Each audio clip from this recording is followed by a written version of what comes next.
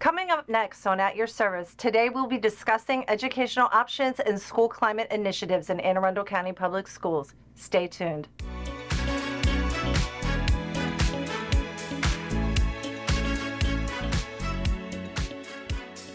Today on At Your Service, we will discuss the educational options available to students and families in Anne Arundel County Public Schools. Additionally, we will explore school climate initiatives such as multi-tiered systems of support, which aim to enhance student well-being and safety in schools. Welcome today, Mr. Crain. Can you tell us a little bit about yourself and what your role is in Anne Arundel County? Sure. So I have been with Anne Arundel County Public Schools since 2012. So this is my 13th year in the district. Jeez. And during that time, I've had several different opportunities and positions. Started out as senior manager of charter schools for the district and then moved to director of alternative programs. And then a couple years ago, we changed the name of alternative education to educational options and school climate to more closely align with the work that we do. And at that time, I assumed the role of assistant superintendent over educational options and school climate. Thank you. You're welcome. Great. So I know today we're going to talk a little bit about just what falls under your office. And we're going to start with charter and contract schools. Can you tell us about charter and contract schools and how they differ from traditional public schools? Sure. Well, I'll start with charter schools because there's a difference between a charter and a contract school. So a charter school, one has to go through a very rigorous application process in order to open a charter school in Anne Arundel County. Once that school is approved by the Board of Education, then we develop what's called a charter agreement or a legally binding contract between the district and the school that really lays out all of the rigorous components that the school has to meet in order to continue to operate. So typically charter schools operate on a 5 to 7 year charter. And during that time, they're accountable for results. And if they don't deliver, at times they could close. That has not happened yet. We have great schools here, and it's a charter contract is something that they have to abide to. And a contract school is a little bit different in that there is a legally binding contract with how that school is to operate, but typically we develop contract schools and strategically put them in certain areas of the district where we have overcrowding. Okay. And so, for example, we have a school in Laurel that was placed there to target the overcrowding in Maryland City, Brockbridge, and Jessup years ago. So we use them more strategically. Our charter schools are open to the entire county, whereas contract schools are open to just a geographic region. Okay, great. And so you touched on our next question, but can you tell our audience what are the current charter and contract schools available in Anne Arundel County? Yeah, so I'll start with the Monarch schools. So currently we have Monarch Academy in Annapolis. That's a contract school in Annapolis. It's K to 5. Actually, it's now pre-K through 5. And they are International Baccalaureate Primary Years program. We have Monarch Global Academy, which is in Laurel. That's a K through 8 school, which is also an IB school. We have Monarch Academy in Glen Burnie, which is a K through 8 school. And we also have Chesapeake Science Point Public Charter School, both elementary, middle, and high. That's a pre-K through 12 school. And the high school, middle school is located in Hanover. And the elementary school, which just opened 2 years ago, is a short drive right down the road. Okay. So could you highlight any special programs or initiatives that the charter or contract schools, are experiencing in Anne Arundel County, the students and the families are experiencing? Any highlights around those programs? Yep. Well, as I alluded to earlier, we have 2 International Baccalaureate primary years programs. Nice. Monarch Global is going to add middle years program to their program next year. And then I would highlight Chesapeake Science Point's had STEM-focused education for years, and so it's a very rigorous math, science, technology curriculum, and a lot of our students do leave there and they transition to some very high-level colleges where they can study engineering, they can study physics, they can study anything in the math science field. Right, and I know a few of those students have graduated with their associate's degree. That's right. And so that definitely is an excellent program if you have a child that is interested in STEM. So what is the process for families to apply? Is there an application process? What is the process? Is it different for charter than it is for your contract schools, or is it the same? It's the same process, Okay. and it really is state statute guides Okay. our enrollment for charter and contract schools. It's a lottery. So we are not allowed to require any performance-based, or we are not allowed to look at grades, or we're not allowed to look at attendance or behavior. It's strictly put your name in a hat, and if you have 100 openings and there's 200 students that put their name in a hat, you're going to have 100 students on a wait list. That lottery window opens in early October and closes in late November. So between that period of time, you are simply just putting your name in a hat, and then we run the lottery in early January, and the lottery results come back to the schools, and students get admitted, and there's a wait list that's generated as well. It's a very competitive process. Typically, we have anywhere from 200 to 800 students on a wait list, depending upon the number of students applying or the type of school that they're applying to. And you're finding that at every charter or contract school? Well, it varies per school. Okay. For example, Monarch Global only draws from 3 areas, so they're Okay. not going to have the wait list that a Chesapeake Science Right. Point, who draws from an entire district, has. I think last Fair. year we had almost 1,000 students on a wait list for Chesapeake Science Point. Wow. Yes. That's incredible. That's incredible. All right, so we know that, within your office, there's charter and contract, but there are other educational options available for parents in Anne Arundel County Public Schools. Can you talk about some of those educational options that are available? Yeah, so I'll start with the Phoenix Academy. So Phoenix Academy is an educational option setting for students that are not being successful in their home school and need a reset or need a smaller setting to be successful. And there's a couple pathways to the Phoenix Academy. One is parent choice. So a parent can choose Phoenix Academy for their child. So if that's the case, they would go in and meet with an administrator and request that the school fill out an application for the Phoenix Academy. The other pathway is a student does something and gets themselves suspended for 45 days, and it becomes their educational setting during the time that they're suspended from their home school. So those are the 2 pathways for Phoenix Academy. So generally it's designed for students that just need a reset, and it's 6th through 12th grade. So we do have students that choose to go there for a short period of time, or we have students that choose to make that their school, and that's where they end up graduating from. The other school I'd like to highlight is the Virtual Academy, and that's grades 3 through 12. And that is an innovative program that has been open now. This is our 3rd year at Anne Arundel County, and it's a school that students apply to, and it's strictly virtual. So you're learning from your home. Teachers are in their homes, and it's been a really, really strong option for families that, for whatever reason, don't want to send their child to their brick and mortar school. I would also highlight Evening High School, which is an option for many of our high school students that just don't find success in a day school program for various reasons. It could be that they need to work during the day to support their family. It could be that they just need another educational option, and so they will go to school in the evening. There's 2 types of evening high. One is credit recovery, so you could go to your traditional high school during the day and then go to evening high at night to recover credit, or you can withdraw from your day school and just attend evening high school as your home school. And then there's a couple programs we offer for elementary students. We have something called the RISE program, Restorative Interventions and Supports for Elementary Students.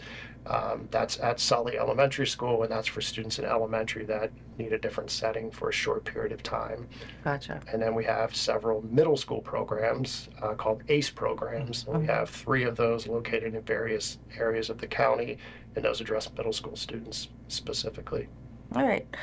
That's awesome. All those options. These programs, is it just behavior, or is it just for that reset whole piece that some students want that smaller learning environment? It could be a combination. Okay. We find Okay. that some students just in a larger setting have a tougher time kind of regulating their behavior. Okay. Once they come to a school where it's a smaller setting, there might be 5 to 7 students in a class, they adapt much quicker to that environment. There's not as much stimulation in that environment, and for them, that's a much stronger learning environment. So it could just be a reset, or it could be that the school says, look, you need a break from us to reset your behavior. Okay. Makes sense. If a parent wanted to get into one of those programs, such as Phoenix Academy, RISE, Evening High School, the ACE program, is there a point of contact? They should contact their home school? Yeah, they should start that conversation with their homeschool administrator. There is a formal application process to go through, and the administrator at their home school would know what that process was. So the parent would just need to initiate conversation with them. Okay, and they would be their advocate to support exploring those options. That's right. Excellent. So when you think about the community, you think about educational options in your division, you know, what are some things that are unique that you would like parents to know about this whole process, about all the initiatives that are under your office? It doesn't have to be a particular school or contract school. I know we've been focusing on that, Right. but some other pieces that fall under the umbrella of your office as well. Well, I think the first thing I would want parents to understand is we are here to support them. And so if they have questions or they have concerns or they have a reason to believe that their child might need another type of setting, we're here to support them in those efforts. We really try to build our programs based on the needs of students in the district. So if we see that there's a need, we respond by developing or building a program around what that need is. For an example is that I talked about the RISE program. Right. 4 years ago, we did not have a program for elementary students. And so when we looked at the data, we thought the need was there to create a program that's specifically targeted elementary school students. And so we were lucky enough to receive funding for that program and develop that program to respond to that need. So I just think for parents is there are options that exist. So if your child is not being successful or you want another option for them, we're here to help talk through those issues or concerns with them. Great. Yeah. And I had two quick follow-ups before we wrap up. For the virtual academy, is that process is a little bit different to get in, right? It's not, you wouldn't go to your child's administrator. Is there a website or is there something that? Yeah, so if you got onto the Anne Arundel County Public School website and go to the Virtual Academy page, there is a registration process that you could go through to request a seat in the Virtual Academy. And really it's going to be based on placement, it's going to be based on number of seats available. There is some criteria that we look at in terms of grades and attendance. Being on track to graduate is a big one. So there's a little more information that we would seek out for a seat in the Virtual Academy than we would with a charter school, which is just strictly random lottery based. Excellent. Yeah, I just wanted, and there's a deadline on that, right? Is it around December? Yeah, It would all be on that website. It would all be on that website. And do you know if there are different completer options, or is it strictly college It's strictly completer? college completer with Right. the Virtual Academy. Okay, so I just wanted to inform parents if they're interested in a career or technology completer, then they have to apply to a different program. Now we do, this is something new. We Okay. do have available to our virtual students the CAT centers where Okay. we didn't in the past. So even though they're virtual and they go to the Virtual Academy, if there's an interest in attending a CAT center, Wow. those Which is options are the still available. Center for Applied Technology. Correct. Oh, I didn't know that. Yeah. That's good to know. Okay. And I think the overarching theme of these options are smaller class sizes, the opportunity to engage in learning a little bit different to support the needs of students that may not, as you said, may not be as successful in their home school. And so we appreciate you providing us this information. I think this has been super helpful for our audience. And just thank you for joining us. And I'll just let parents know that I'm available and my information's Great. on the website. So if they have questions, they can feel free to reach out to me and give my office a call. And I also have coworkers that can answer questions. Awesome. And they, we're here for them. So Great. whatever they need, let us know. Thank you. All right, well, we're going to take a quick break. So thank you for joining us for this segment about your service. Coming up after the break, we will continue our discussion with a guest, Tiffany Stewart Kline, who's going to talk about multi-tiered systems of supports and school climate. So stay tuned.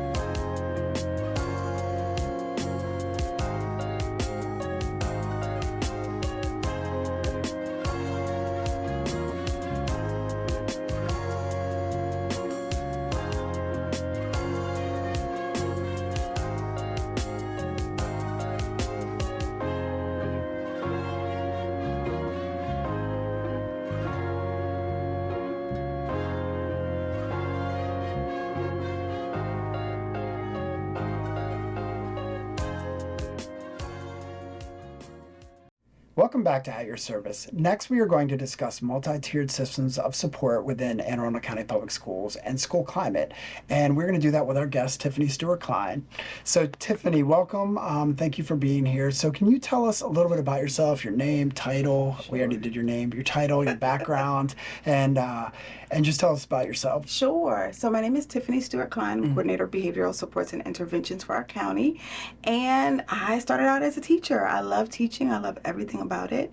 And then I moved into a role that we have in our county called the Alt 1 teacher role. Okay. I really enjoyed that role. I love kids that kind of need a little bit extra or would like to be able to find other ways to learn other than in the traditional classroom, and that's what the Alt 1 teacher role did. Wow. So I did that for some time and then moved into an administrator role and did that for some time, and now I am here as a coordinator of behavioral supports and interventions. Great. So, what inspired you to be in the role that you're in today, to focus on MTSS or multi-tiered systems of supports? What are some of the, what inspired you? So I really love talking about school culture.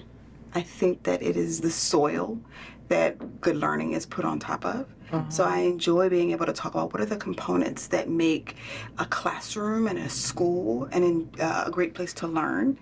And then I love students that may not fit into a box. So I really help teachers to be able to see those students and empower them through the interventions that we have through our Tier 2 supports.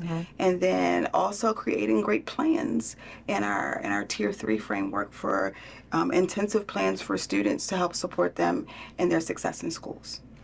Okay, so you mentioned a little bit about MTSS. Can you explain what MTSS stands for and is, and how it differs from other frameworks? Sure. So the MTSS framework is really a combination of response to intervention and PBIS. PBIS talks a lot about, school culture, and our response to intervention talks about what do we do when students need additional support, and how should we respond in a classroom and in a school. So the MTSS framework put those two together, and now we also talk about great academic structures for students, Tier 1 academic structures like modeling for students so they know exactly what's expected. And then we've included some of our social emotional learning Tier 1 structures that we get to share with you all, and then some of our structures that are just good for classroom climate and environment. So those are some of the things we teach. We teach and show teachers how to create that great system, and that's where 80% of our students will be completely successful. And then we'll have a small group of students, about 10 to 15%, that'll need a little bit more support. So a short intervention, 9 to 12 weeks. And then we help to connect them with what are the resources and doors they need unlocked in order to be successful.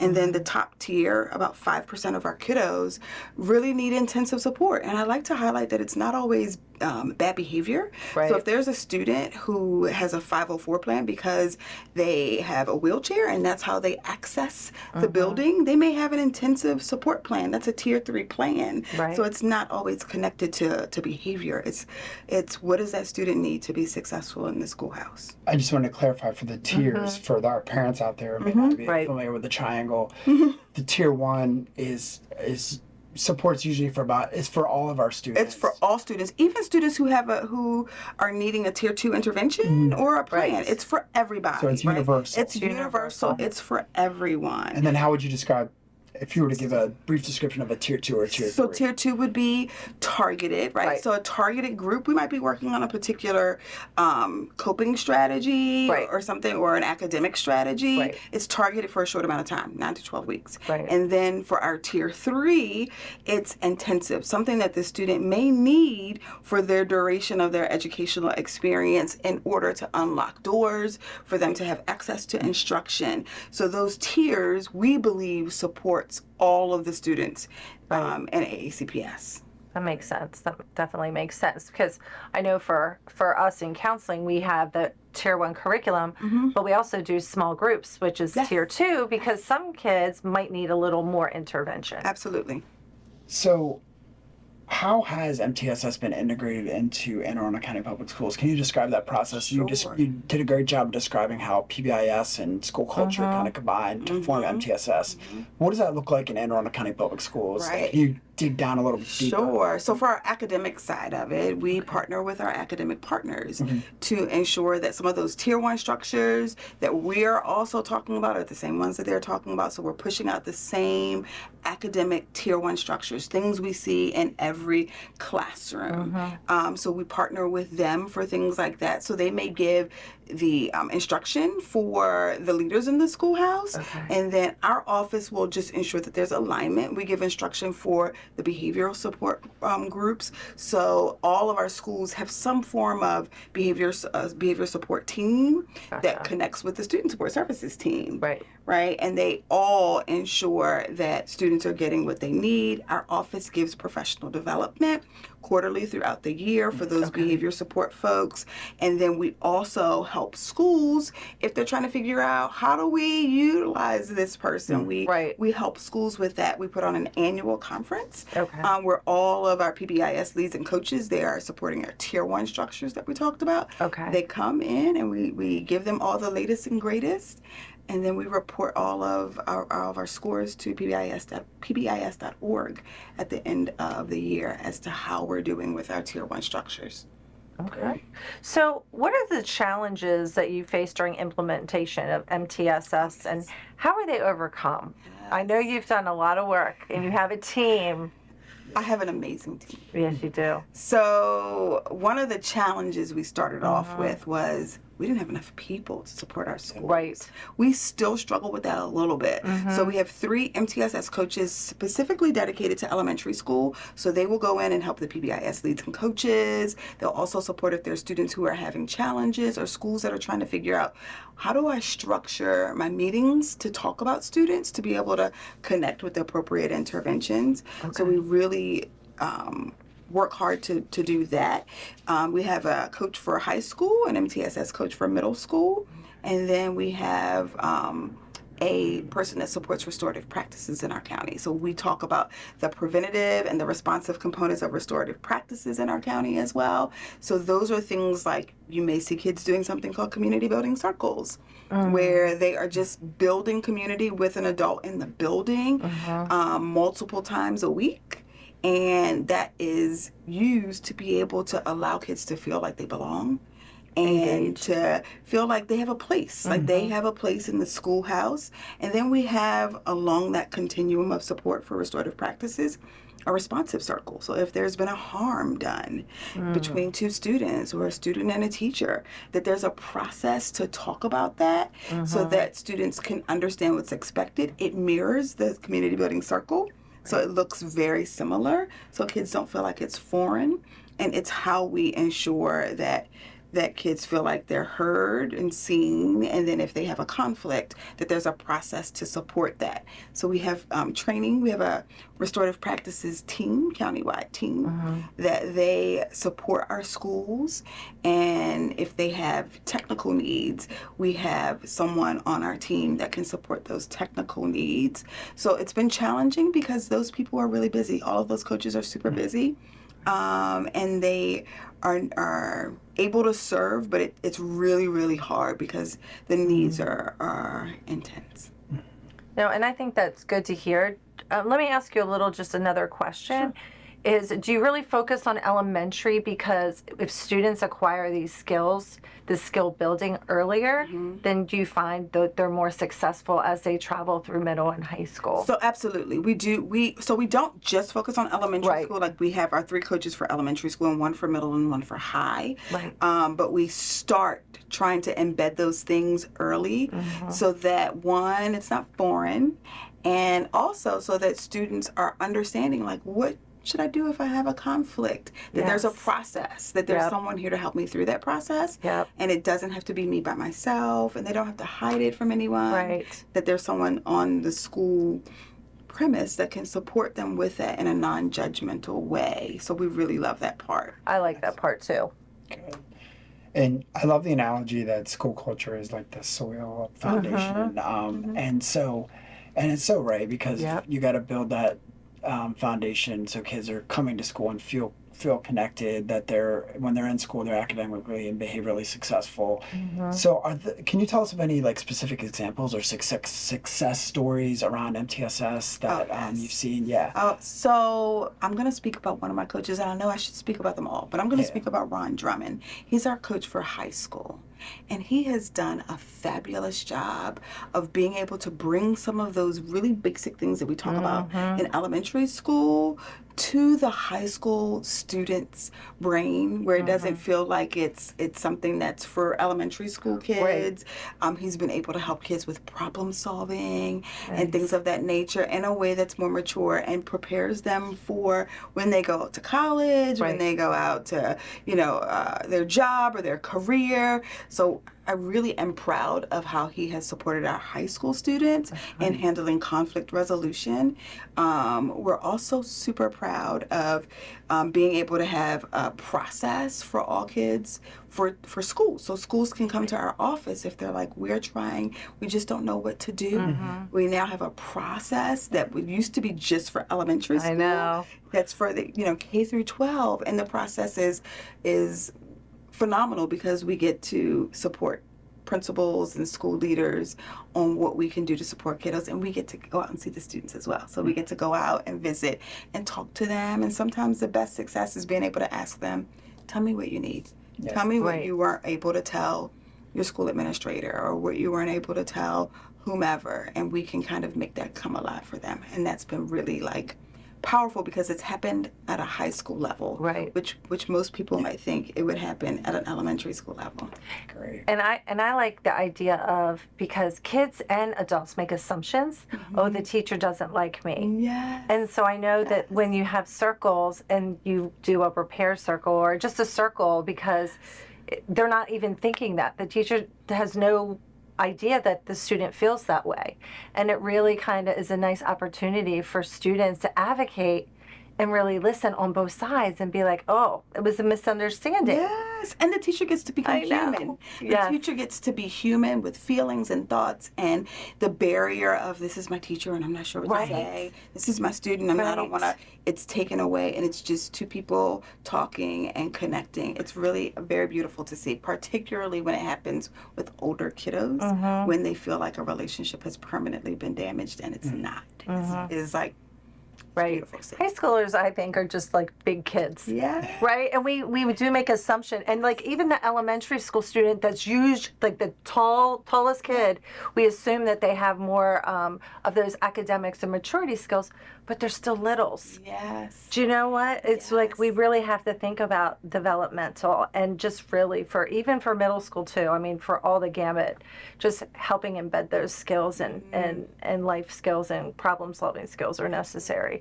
100%. So what other information, Tiffany, would you like parents in the community to know about educational options, or really around school climate? Yes. We want them to know that we are really working hard to make every school fertile soil for learning. Like we are really, really working hard to ensure that there's a positive message, and that if they're not having a good experience, if something has gone wrong, that they should call us. They should, as Mr. Crain alluded to earlier, we're here, we want to support. We field calls from parents and from the community as well, and find ways to help make that bridge happen too, sometimes with school administrators and the community. So, well, thank you very much. I know our collaboration is imperative through the system, so we're just very lucky. Thank you for joining us today, Tiffany. And thank you for joining us today on At Your Service. See you next time.